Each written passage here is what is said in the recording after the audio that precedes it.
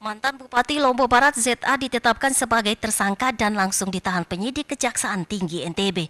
Dia ditetapkan sebagai tersangka kaitannya dengan kasus dugaan korupsi KSO Pembangunan Lombok Sintiseter atau LCC. Setelah menjalani pemeriksaan yang bersangkutan, mantan komisaris utama dan juga Bupati Lombok Barat ditetapkan sebagai tersangka dan dilakukan penahanan kaitannya dengan kasus dugaan korupsi KSO LCC. Penyidik pidana khusus Kejati NTB Hasan Basri mengatakan ZA datang memenuhi panggilan penyidik didampingi mantan Kepala BPKAD Lobar Burhanuddin dan kuasa hukumnya Hijrat Prayitno. Setelah diperiksa sekitar 8 jam lebih, ZA kemudian ditetapkan sebagai tersangka dan ditahan.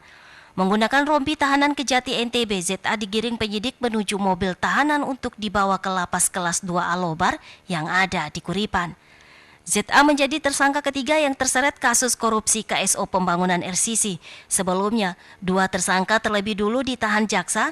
Mereka adalah mantan Dirut PT Blis Pembangunan Sejahtera dan mantan Dirut PT Tripat.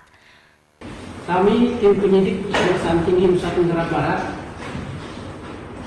telah menetapkan sebagai tersangka yang diikuti dengan dilakukan penahanan terhadap Dr. Haji Zaini Alwi MPD. Beliau itu adalah mantan komisaris utama PT Tripat.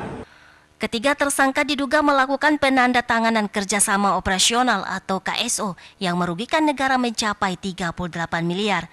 Dalam KSO yang dibuat terdapat klausul yang membolehkan sertifikat lahan Pemda Lombok Barat yang dijadikan penyertaan modal ke PT Tripat diagunkan ke bank.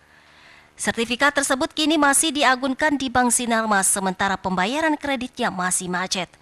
Sementara pusat perbelanjaan LCC yang sudah dibangun dengan anggaran ratusan miliar kini mangkrak. Sempat beroperasi di awal tahun 2016, mal tersebut tutup di akhir 2017. Dari Mataram, Hari Kesidi, iNews melaporkan.